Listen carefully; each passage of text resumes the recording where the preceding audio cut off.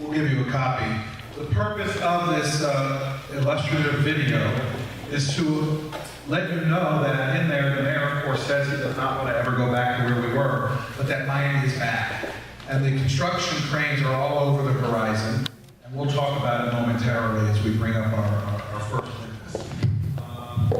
But I find it interesting that nowhere in that video or in any of their presentations to the Standard & Poor's, Moody's, or the SEC or anyone, does anyone begin to talk about the same data that's here? No one brings up the 28,000 median income. They're talking about construction projects. And I also, and it's unfair, many of these commissioners are people that I support, but they make sure that all 5 commissioners' pictures were in the video, doing something with children all, which is, good PR for the city and for re-election, obviously.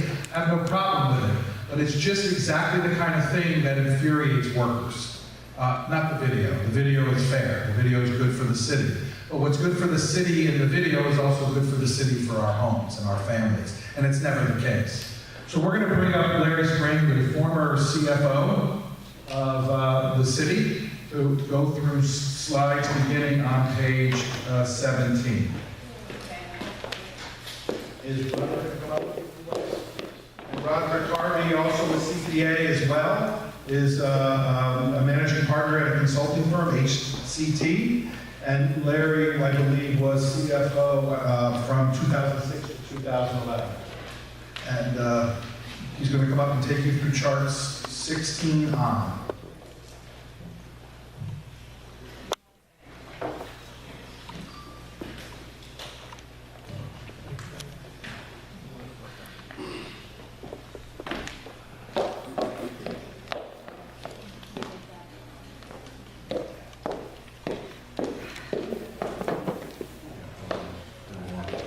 Good morning. My name is Larry Spring. I'm here with my business partner, Roderick Harvey. We represent the firm of Harvey, Covington, Thomas, CPAs and consultants.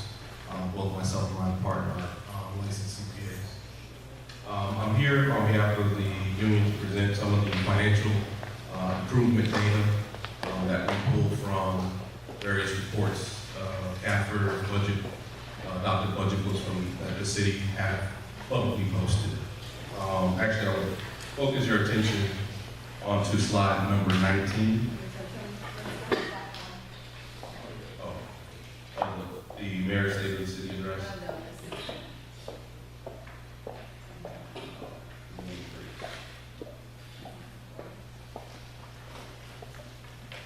Yeah, slide page 16 is one that access to where, if you could take a look at that, it shows both the village and assessed values as compared to each other. This is, you see the comparable here. The orange line on the chart represents the city's assessed value, while the blue charted shows the city's total millage rate.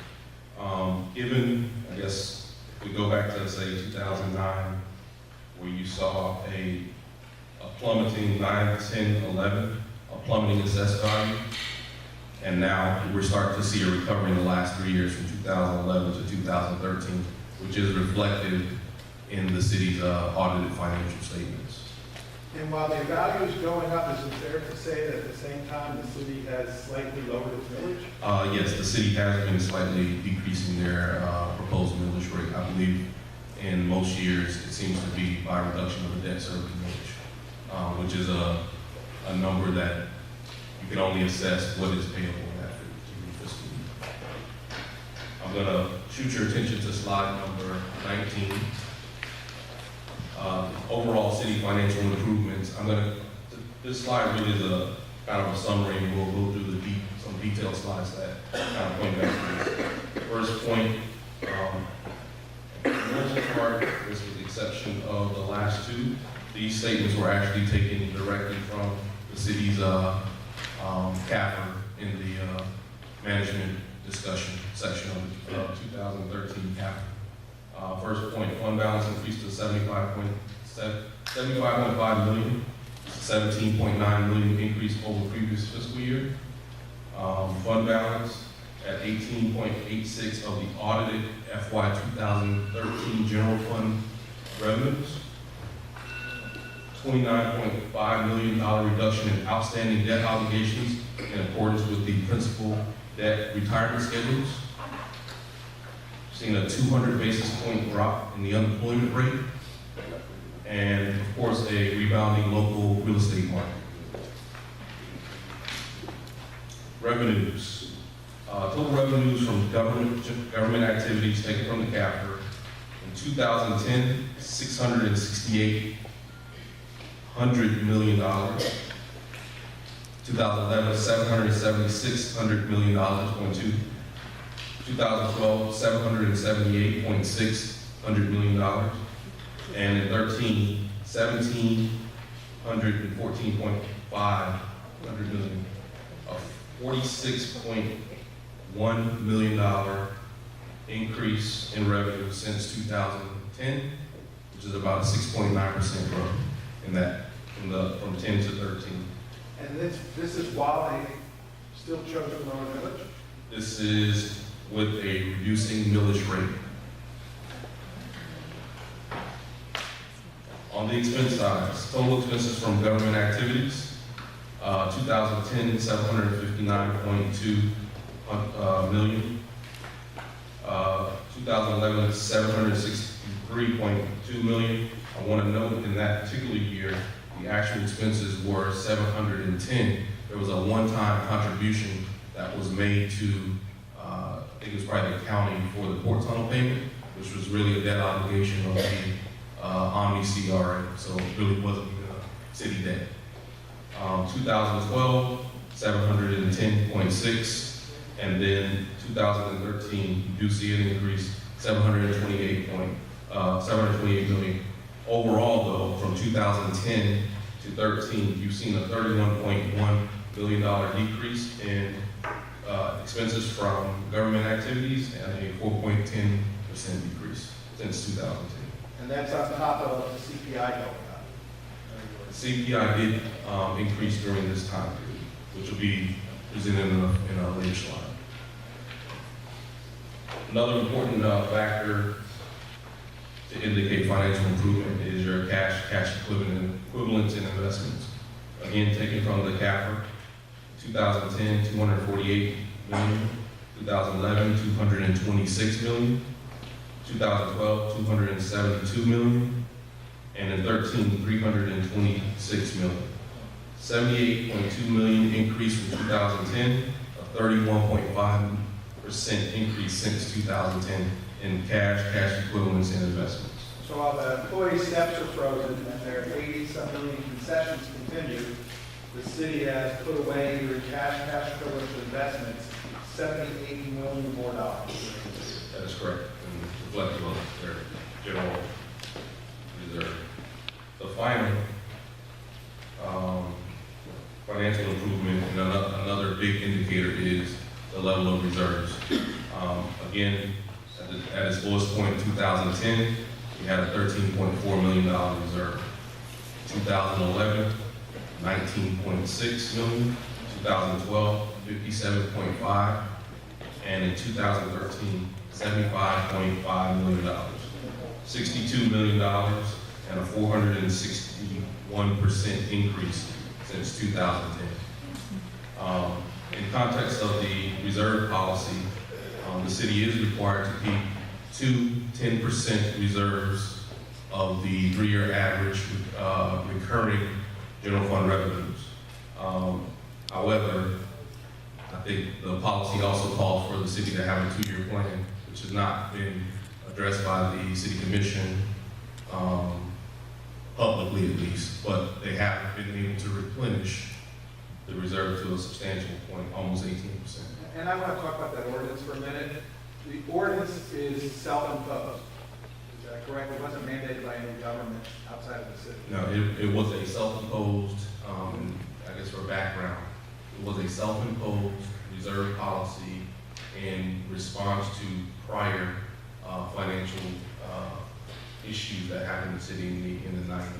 And that policy of 10% and 10%, right?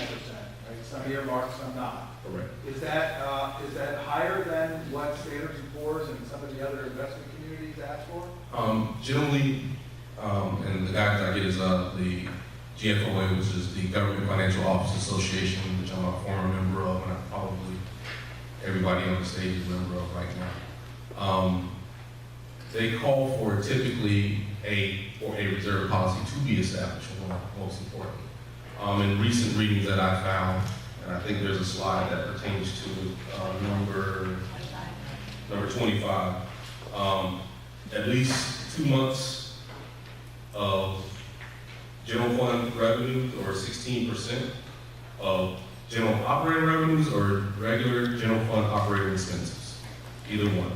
Standard & Poor's, they give you an adequate for a reserve that's between 1% and 4% of revenues, and above 15 are considered to be strong.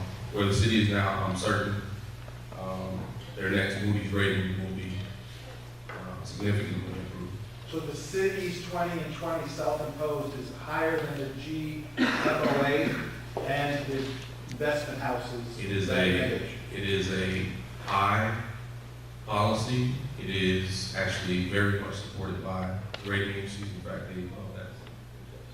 But it's higher than 20%? It is higher than the GFOA best practice standards and recommendations. And right now, the city's at near 18%. 18.86% of the audited general revenues from the county. As of September 30, 2013, which is the same date of that reserve. City's 5-year forecast. Another Can I go back to one thing on the fund balance? My understanding on the fund balance is the city's supposed to also have a 2-year plan forecasting where it's going to go so that it's constantly reviewing its. The 2-year plan is called for to ensure that the city, when it drops below the requirement, gets back to the requirement. The city dropped below the requirement back in between 9 and 10. I know that there was discussion about 2-year plans, but no official adoption that I've seen in the public record. The management may have had a plan. We're supposed to have it, but we've never seen it. I've not seen it. And I asked, it was requested, but not provided. Okay. Okay. I'm on 26 actually. Oh, I'm sorry, go back to 24. 24. Oh, the city's another strong indication is the debt coverage ratio. The city's non-ad valorem debt coverage ratio, as of the last publicly issued supplement to bondholders, showed a 3.24% coverage ratio. Industry standards, 1.5 times coverage is a very strong coverage ratio. And what do we mean by non-ad valorem debt? The city has both non-ad valorem debt and ad valorem debt. The ad valorem debt are the city's GOB bonds, which are voted on by the voters, and they have an additional assessment just to pay that debt separately. This is a non-ad. This is coming from the revenue bonds issued by the city that have to be segregated for the purpose of paying the debt. And the standard to be high is a debt coverage ratio of 1.50. Right. Okay? And here we're twice that. That is correct. It's 3.24. That is correct. Back to slide 26. In reviewing, myself and my partner reviewing the city's 5-year forecast, the assumptions that were used to arrive at revenues and expenses were conservative. Yet the city still shows over the 5-year term a $6.5 million average annual surplus. So you'll see a continuation of progressive movement in the 5-year forecast that is included in the current adopted fiscal year 2004 budget book. Is that forecast indeed? Oh, do we know if that forecast is in the final? I think it's in The budget book is in The budget. it's in the budget book, it's in the back of the budget. there. Yes.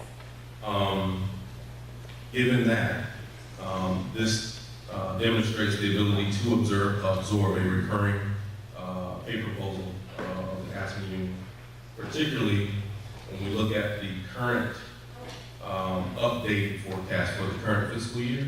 As of March, the city was forecasting a $10.9 million surplus over what was adopted in the original adopted budget, So you were the CFO for half a decade here, something like that. 6 to 11, and you were here during the worst of times.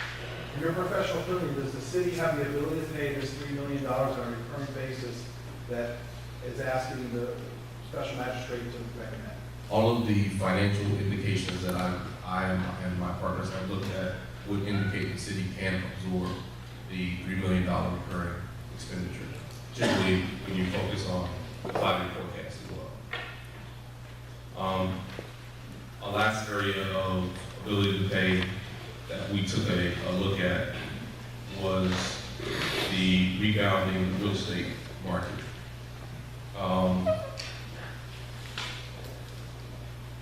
In the city's management's,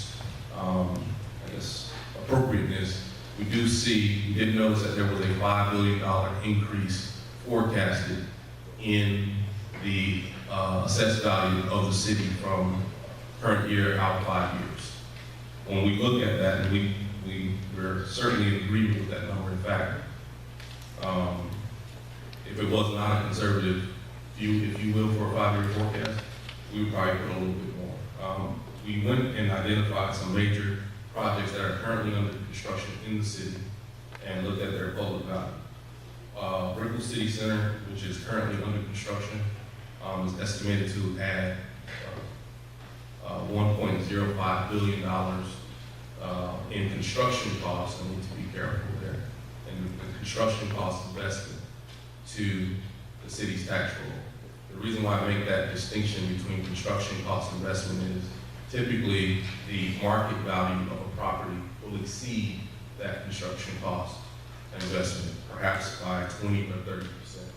So what you're saying is, at some point over this forecast, approximately $1 billion will be added to the city's ad valorem tax base. For that one project. For that one project for which people pay taxes. Yes. And if the real estate appreciates, which they're forecasting that it does, that billion grows even further. Correct. And similarly, when we go down the list, Resorts World Miami, currently under construction as well. The published estimates were at $3.8 billion, but in all fairness, I know that number has been reduced because, at least publicly, I know they've said that they're going to be scaling down the development. It was supposed to be a casino and hotel on the old Miami Herald site.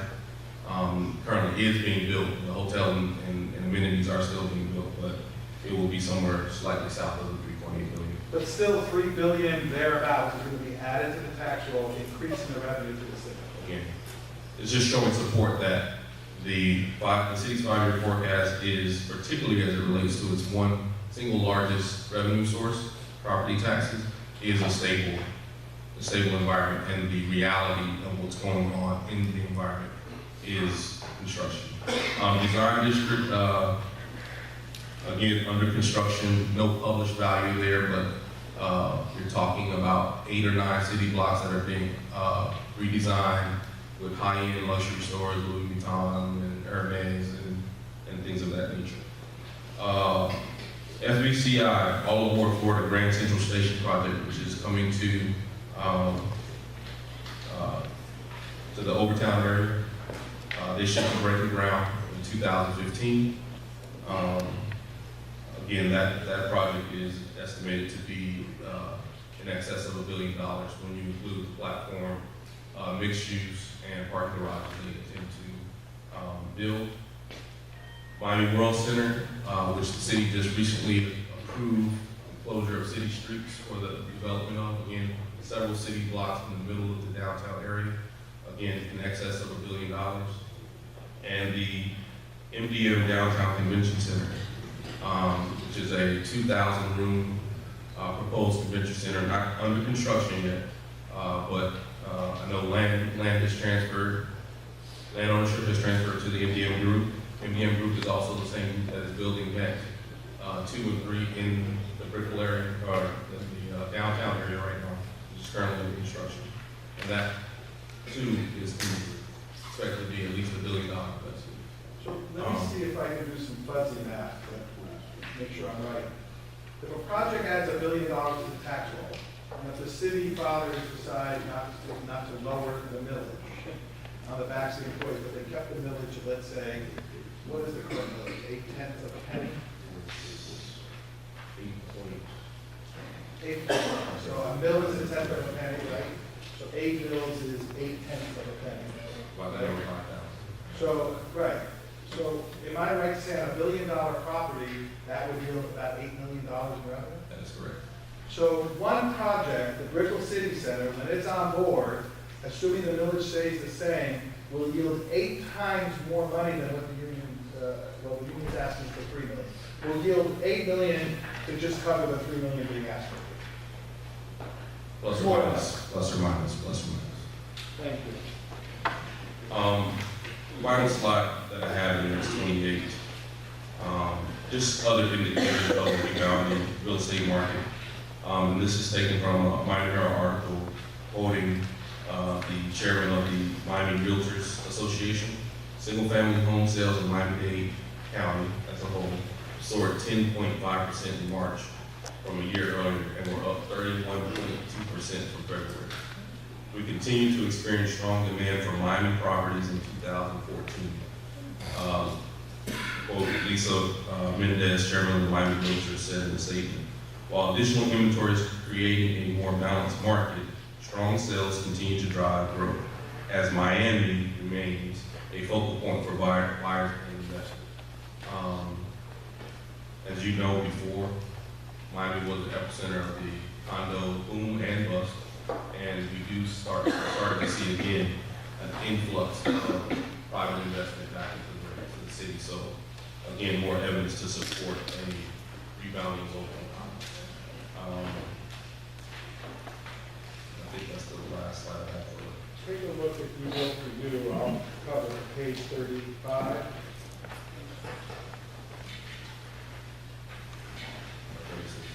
Or you can do 36. Yeah, 35. We took a roll forward of the real impact of the base wage concessions on the employees. Starting from the financial urgency in 2009 value, we rolled forward at. This is just shows a code inspector for 4 years at 2009. Had that person received the last across the board in their longevity steps, they would go from 48,000 to $61,553 in base wage only. These are no supplements, or this is base wage. Base wage only. The city's relative, or what indeed happened, is the blue line that you see, which was the tiered reduction, and then the pay rate that remains static. This does not include, of course, the impact of the return of the 3% one-time. But overall, this inspector lost $56,986 in wage income, base wage income, from the imposition to what would be today's value. And that loss of 56 cumulatively does not count co-pays, other concessions that came in other forms of beyond base wages, does it? It does not. And also, if this person was within the window of his or her retirement calculation, when they took their retirement hits, and if one were to forecast that over their life expectancy, that doesn't forecast Does not. their losses in retirement income over their life. It does not include any of it. This is just the base wage. So if 56,000 is the lowest number, reflecting the concessionary hit on this employee then. Employee. The last slide is the across the board wage increases versus CPIW for the same period. So we go back to 2007. CPI is reflective of the blue line. In 2007, CPI was lower than where the across the board increase received. In 2008, you see CPI slightly above the amount of the across the board wage increase. Then you hit the year of the imposition, where across the boards, were eliminated, or actually took a tier reduction and eliminated.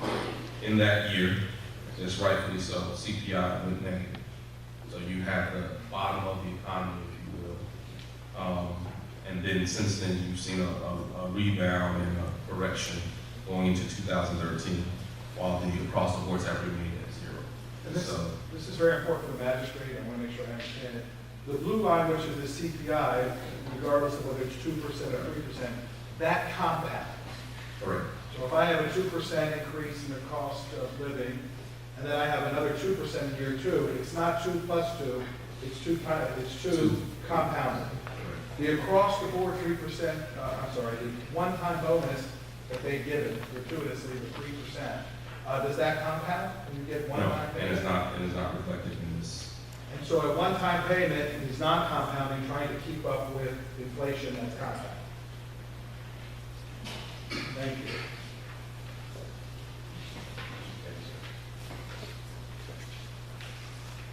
Thank you. We want to flip back for a moment to a couple other pages that I'll cover like very quickly, going from page, to cover it, page 30, I believe, 29.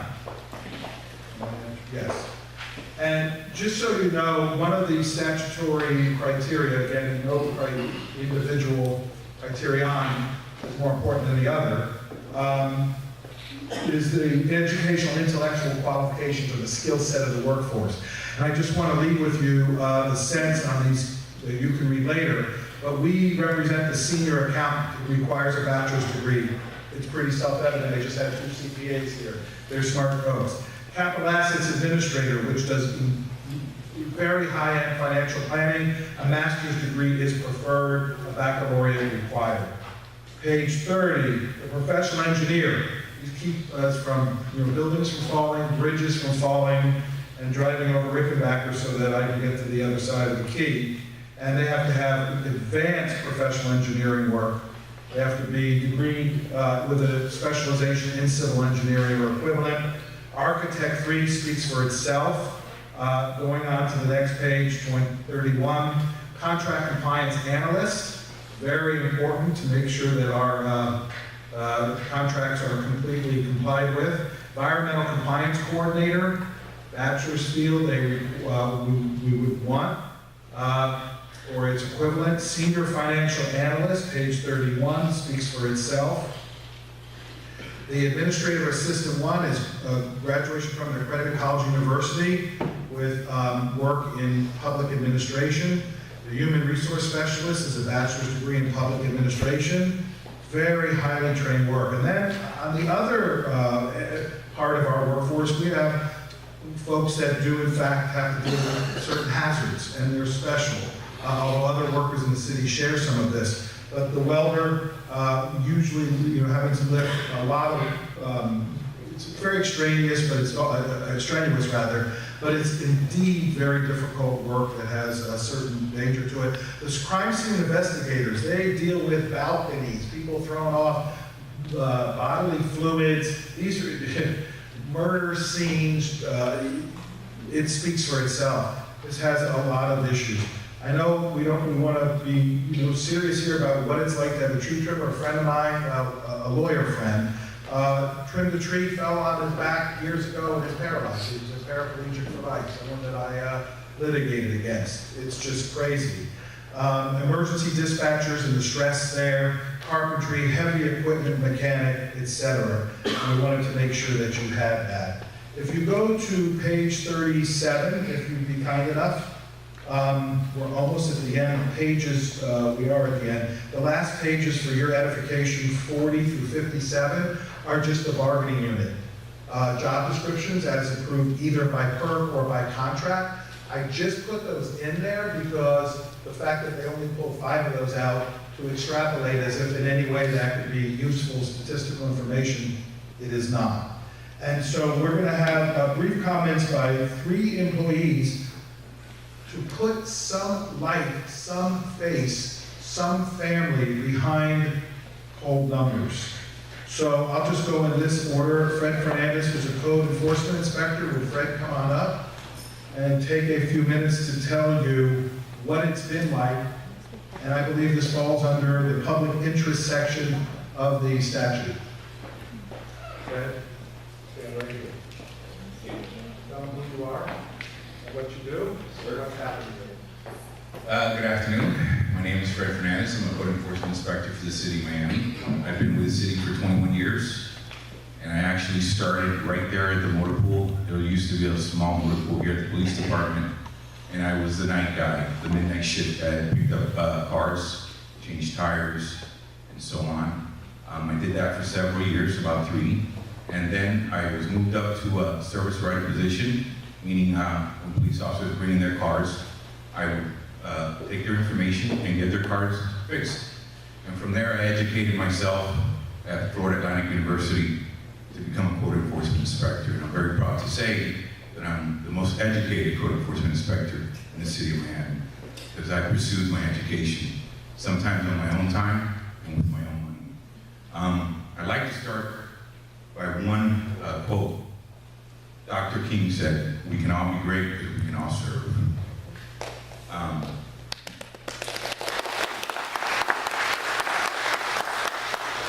My dad instilled that in me.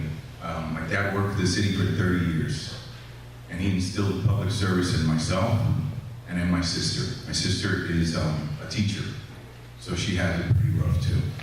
She's had cuts in her life. I support myself, my son, my mom, and my aunt. My mom is retired, my aunt is on disability. I love what I do, and no one's happy to see a code enforcement inspector. Very few people are very happy to see me. So it's a rough job. I deal with angry people every day. It's hard sometimes, but I enjoy it. I get satisfaction out of it. Now, my dad thought the greatest thing for me to do was to come to the city of Miami. He always emphasized that this is a place where I could grow, there would be security, there would be benefits, and a nice retirement. I can retire next year with 21 years. My retirement would be $2,600, which is basically my rent and my car insurance and maybe taking my kid to Disney once a year. If I wait 10 years at the rule of 80, I'll get $3,800. God knows how much gas will be in 10 years. And God knows how much Disney will be in 10 years. So these are all things that you think about. You know, life is what happens while you're busy making plans, as John Lennon said. And we make plans. City employees make plans because we depend on our step raises, and we depend on our living increase, and we depend on our longevities. And I'm due 2 step raises, I'm due 2 longevities, and I haven't gotten an increase in over 5 years. The last thing I got was a bonus check. That came out to about $1,100. So if I break that down over 4 years, the city, out of gratitude, gave me less than $1 a day. And so I'm grateful for that, but I guess we're not very grateful for what I do every day. I would not want my son to come to work for the city of Miami. I'm not enthusiastic about it, as my father was. To me, I'd rather he do something else than be a public servant. Because public servants are taken for granted at this moment. You know, when Hurricane Katrina came, my family was left because I'm a 24-hour employee. Meaning, anytime there's an emergency, anytime and they need us, we are on call. I take home a vehicle because I am on call. If they call me at 1 o'clock in the morning, I'm ready to serve the city. If they call me on weekends, I am ready to serve the city. No matter what, I am ready to serve the city. I am a first responder, and we all know how first responders suffer. We saw it in 911, lost lives, are ill because they put aside their own families and decided to go out there and dig through the road And hopefully that will never happen here. But you know who's gonna be on the front line of that? Me, my fellow inspectors, and solid waste department, and all the other employees of the city of Miami. Because we're always there. We're always there. A couple of questions. Sure. If you don't mind. What was your tiered pay cut? I took a 7, yes. Okay, and what happened to your house during this period? I lost it, foreclosure. And what kind of setting do you live in now? Well, I don't want to blame the city, but I recently got divorced. But, no, I'm not blaming the city for that, but, no, it's not my fault. But you know what, the number one reason for divorce in this country is financial. You know, couples fight over money, and that was one of the issues in my house. What kind of apartment do you live in now? Now, I live, well, you know, when I started in the city as a tow truck driver, I lived in an efficiency. Now, I live in an efficiency, but they call it a studio. So, or at least, Does your son have his own room in your studio? no, my son does not have his own studio. And did you have to take a leave of absence during any of this period? Yes, I did take a leave of absence due to health reasons. I have health issues, which I have to see the doctor on a regular basis, so my copays have gone up. My medicine has gone up. My deductible has gone up. So most of the years I worked here, when I had an illness, I could go to the doctor and it'd be 100% covered. Now, I have to come out of pocket to get procedures that should not, they're part of trying to stay healthy. So, One last question. When you lost your home to foreclosure and went through all this, what happened to your FICO or your credit scores? what credit score? I can't buy another house. I can't buy a car right now. I can't apply for new credit cards. So I'm stuck in limbo, actually. You know, my father put my sister through college, bought a house in the city of Miami, helped put me through college. Well, almost. I can't do that. I can't buy a house in the city of Miami. I can't even afford a condo in the city of Miami. I can't put my kid through college, you know, but it comes out of my salary because I pay the Florida tuition, so hopefully he can get into Florida, go Gators, when he reaches that age. My kid, fortunately, I'm very lucky that he's in a private school.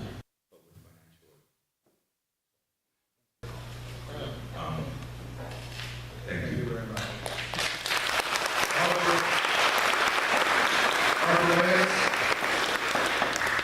Arbor is a public service aide with the city since 2008.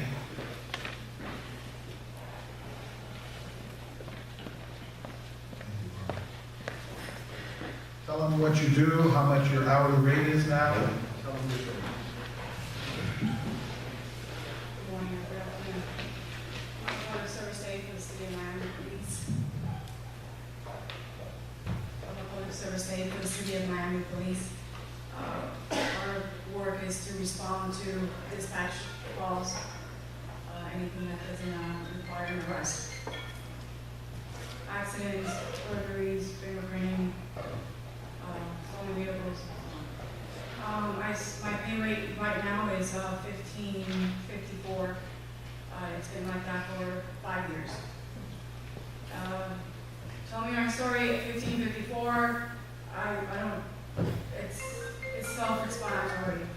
I have garnishments for student loans. I'm able to finish school because I can't pay. Since I'm in garnishment, I can't get financial aid. My daughter currently is graduating. She's going away for college. And her being so far, I'm afraid that I won't have extra money in order to her books and for whatever it is that college requires. My mom is a 78-year-old working full-time, 8-10 hours a day, and she takes care of me. And now, my sister passed away 2 weeks ago in a tragic murder. And my mom, I don't think she'll be able to go to work.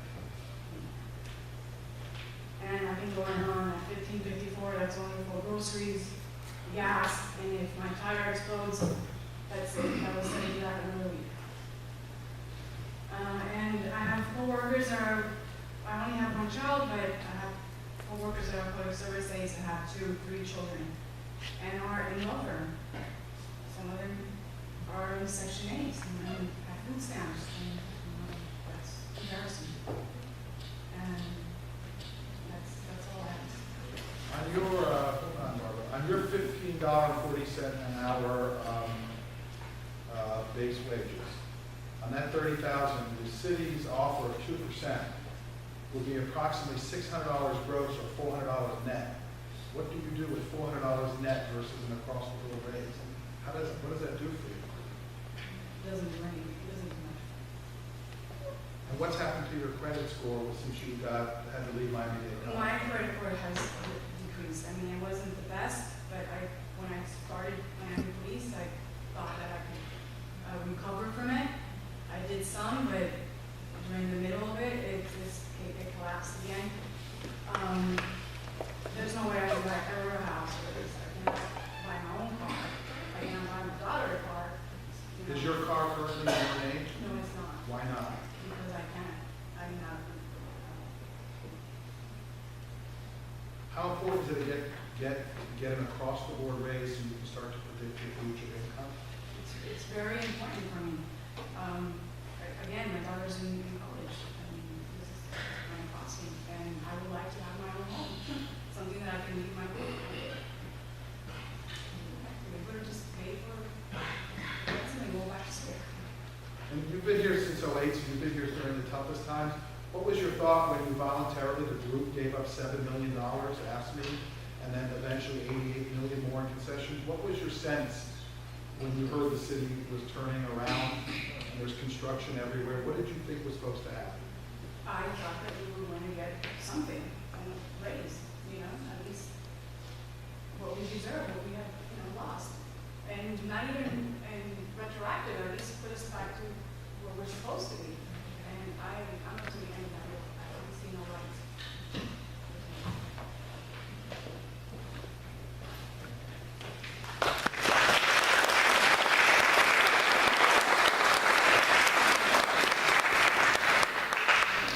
Cesar Nunez, who's a videographer, who also has a distinguished career, having been nominated and won Emmys for his work in media. Tell us your story. Good afternoon. My name is Cesar Nunez. I'm a producer, editor, graphic designer, and film director with a total of 26 years of experience in the television industry. Who was awarded 5 Emmys and 14 nominations. I have a degree in mass communication journalism. I was one of the 86 people who were laid off back in 2009. It was definitely the worst years of my entire life. Let me share a little bit about what happened to me before, during, and after. In September 2003, I made the decision to leave CBS Channel 4, working there for almost 7 years. I was completing almost 17 years working for the news industry, a private sector, to join the City of Miami Office of Communication, Channel 9, public sector. I was hired to create a new image for this channel, but the only problem was the lack of proper television equipment that they had to do the right job. So basically, I offered to use my own personal equipment to begin producing educational material for the City of Miami to help the residents.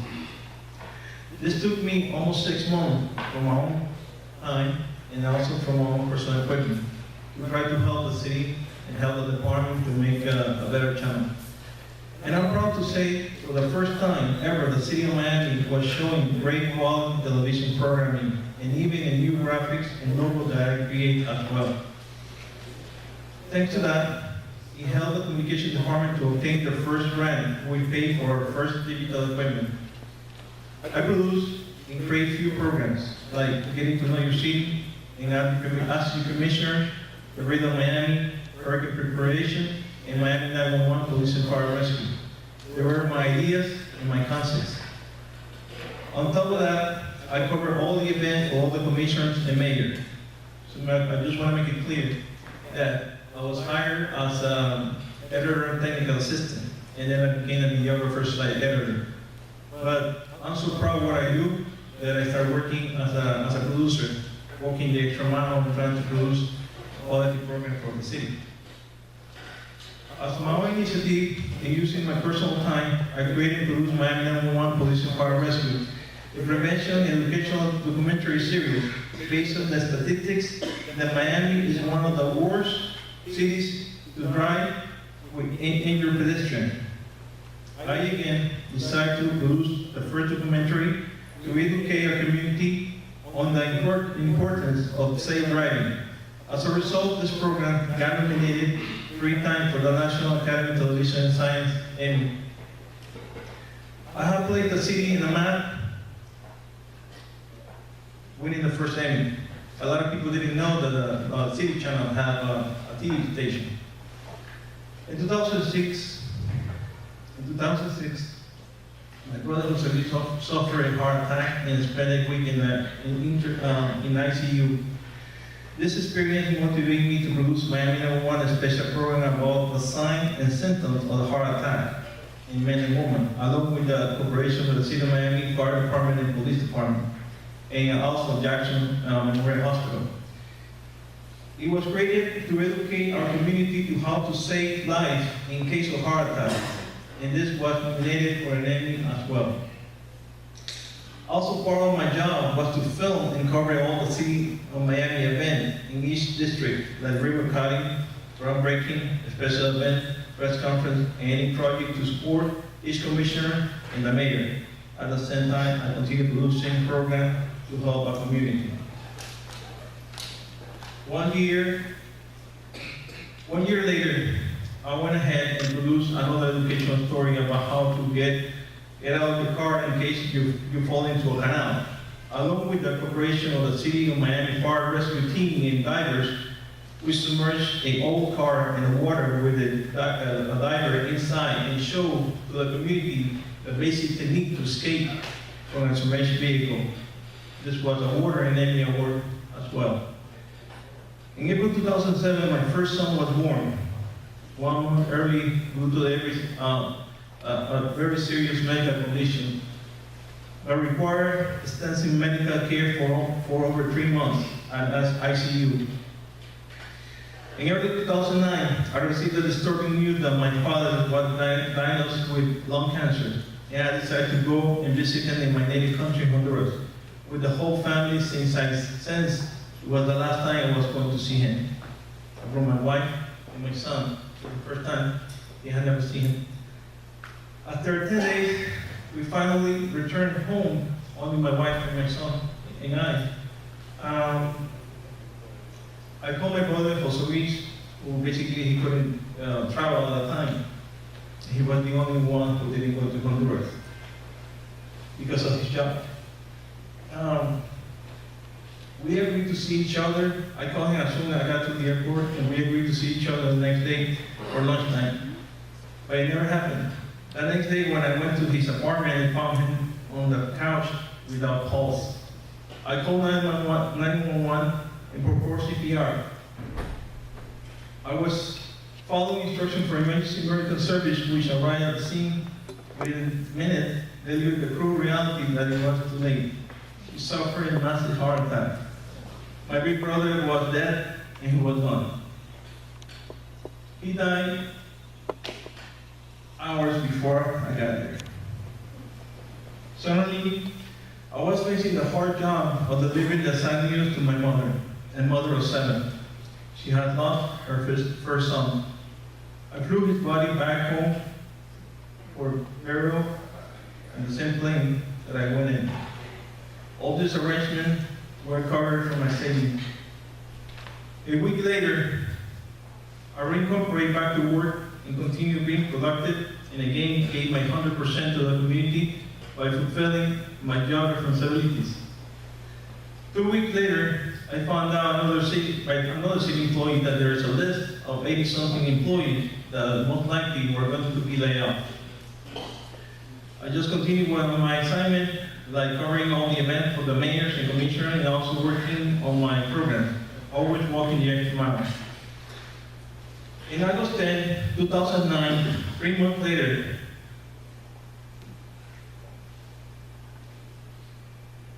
my father passed away from terminal lung cancer. And again, I traveled to my country and assist with the funeral and burial arrangement, which again were covered from my saving and borrowed money from family and friends. When I got back to work, I found a copy of my the layout list on my desk, and my name was the first one on the list.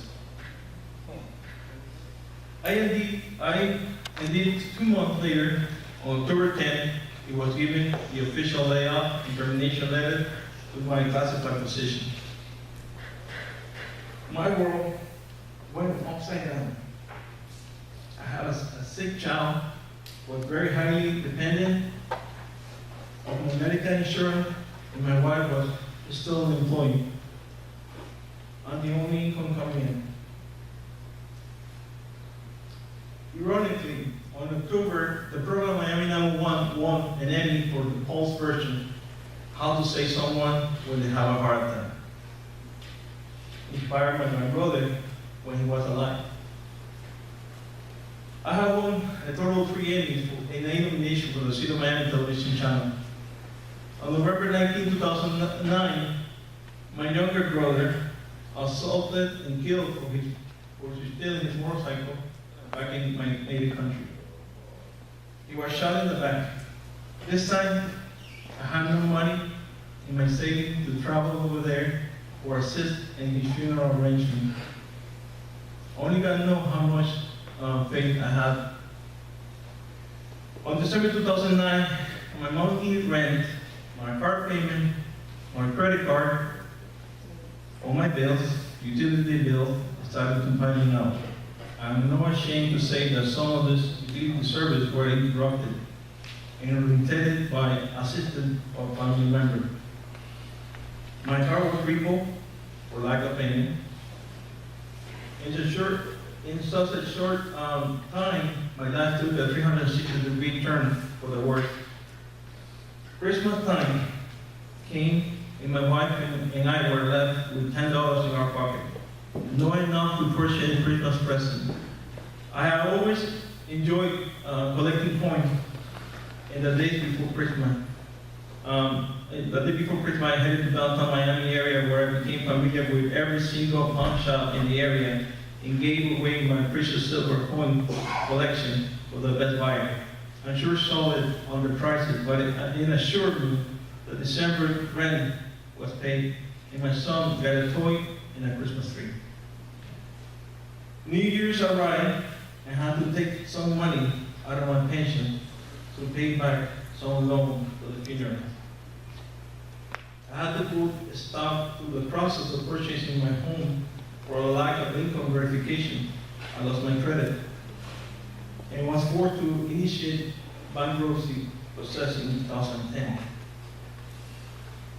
I started to get benefits from employment.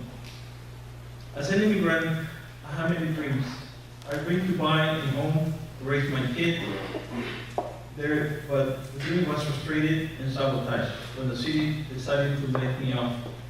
Again, I asked myself, why did they do this to me? After working so hard in my story to send the right message to the community by bringing quality work and working the extra mile by creating new programming, even with my own equipment and my own time, who decided that I was not productive or that my position was not necessary, that the city was constantly hiring new employees without experience, job knowledge, or creativity. New employees and directors who are currently earning a huge salary with barely a high school diploma, skill, or experience. And these people do get raises. This is not fair. Or maybe I was laid off because I shined in the wrong place. While I was looking for a job, the city of Miami hired so many people in the frozen time. I didn't understand how they were able to lay out so many people and throw them to the street, and at the same time hiring a lot of new people in new positions. In in October 4, 2010, I was offered to return to my job position with a salary reduction of 15%. It was a big cutoff, but I had no other choice to accept it due to the many debt that I own. So I came back and continued with my quality professional work. The first thing I did was to create and design a new look for the city website, miamigov.com, which someone else took the credit and chose the commission like they did. After working for a year with the communication department, which is still with a lack of knowledge, lack of experience, lack of leadership, and a lack of principle, I was able to move from communication department to the park department, where I began the media and production area. I started from scratch to help our residents, our children, especially our elderly, to get information about the programs and activities what the park department offered. City of Miami employers are the backbones of the community. We contribute our dedication, knowledge, and provide high quality of work, starting from the one that pick up the garbage, or the one that cut the grass in the beautiful park where you plan to most special picnic day with your family, or the mechanic who fixed the police and fire rescue truck, or the one that built a story to keep you informed, etc. Please, I'm asking the one in charge to always analyze and reconsider any drastic decision as when the city decides to lay off me, because the consequences will be catastrophic. We are lives, and many of us live in the city of Miami. We care about the city. Thank you.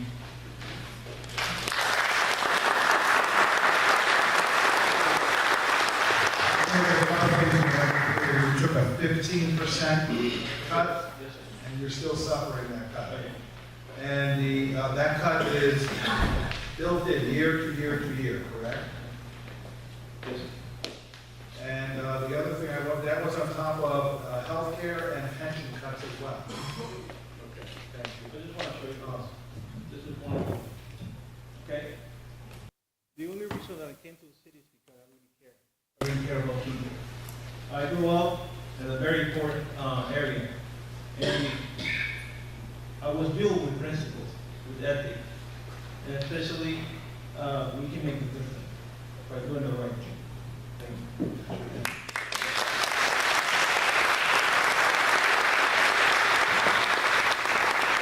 Our last witness is our president of our union, Sean White, to come on up. President.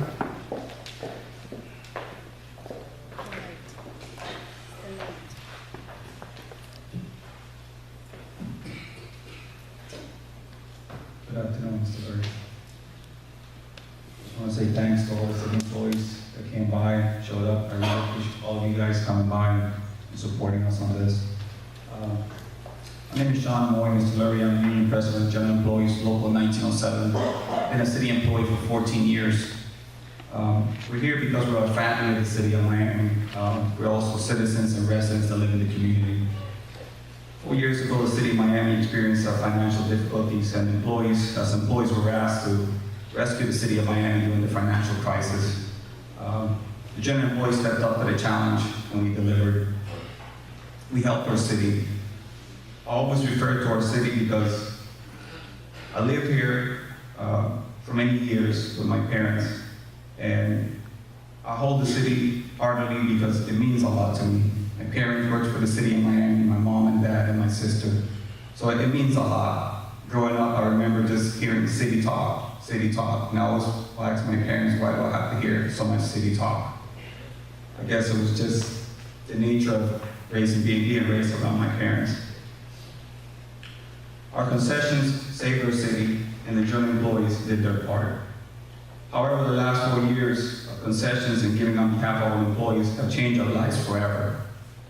I have received phone calls from my office, employees, members losing their homes, losing their cars. They cannot provide for the very basic transportation. The concessions took a deep toll, and a few extra dollars meant a lot to us. I've spoken to members that are on welfare, cannot afford to pay their light or water. Some of them have even told me, Sean, which bill should I pay first? Should I pay my light or water? We feel that our future is on hold in the city. Some of our members now cannot provide for their aging parents and can't afford their nursing homes. They don't know where to place them. However, the last 4 years, the city has recovered and is financially stronger and stable. The real estate market in the city of Miami is recovering. Construction in the city of Miami has increased immensely. Our own mayor spoke at the city of Miami, at the state of the city earlier this year in his own words, which you will be able to see in that video. And I urge you to please look at that video. I know sound was very bad, but take a look at all the cranes, all the construction, all the work that's being done in the city of Miami. This is all tax dollars that's coming into the city. It's a very detailed video, but it means a lot. The mayor himself, in his speech, mentions Miami is back, stronger, and better than ever. As employees, we need the city of Miami to provide us relief, Mr. Lurie, so we can continue to provide for our families. We have paid the price, and now it's time to receive back a small portion of what we have given up in order to save our city. We're asking that you provide us that assurance that our livelihood is not on hold for another year, that we will be able to find relief, that we're just not here working without a cause. As employees, we need to be assured that our benefits are restored, or that there is a plan to restore benefits. I want to take you to a slide. Go ahead, slide.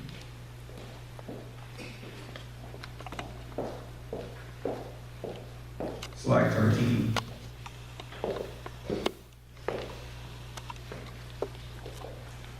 My dad always told me when I was a kid, he said, Sean, if you gotta pave your way, you gotta pave your future. It's up to you if you wanna. He always used this comment all the time, and he said, if you want a hard bed, don't do anything, and be a bum, and don't work ever in your life. If you want a soft bed, if you wanna have a future, you want the American dream, you go out there and you earn it, you work your ass off for it. Slide 13 shows what we have given back and why we have earned it. 2009 concessions, $7 million. 2011, 2010, 2011, $21 million in concessions. 2012 concessions, $22 million. 2014, $42 million. Total concessions on behalf of general employees, local 1907, $93 million. So we have given back. We have. I just don't know what else this is to give back. Sometimes I haven't slept for 2 weeks because we just worried and uncertain what's going to happen. What is the next step? What is the next cut that we're going to get? Where does it end?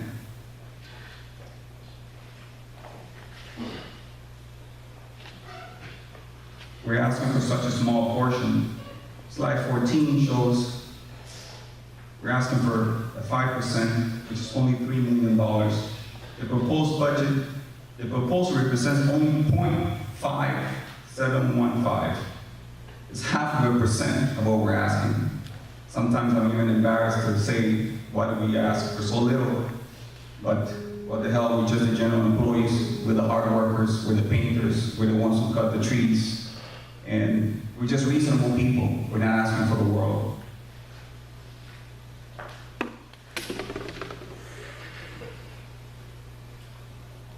What we want, Mr. Lurie, is a resolution. We want to get this behind us. We want the city to do the right thing. We all have dreams and aspirations and goals. We want our lives to move forward. I have a 1-year-old son at home. And sometimes I struggle to pay my bills. And I only have one. I can only imagine those that have 2, 3, 4, 5 kids. Life is hard, but we have done our part. I urge you to please look at the video, look at the preponderance amounts of evidence. The city will show you their slide, but I believe you're a man of heart. It is impossible for the city not to give us such a small amount of what we're giving. I thank you for your time.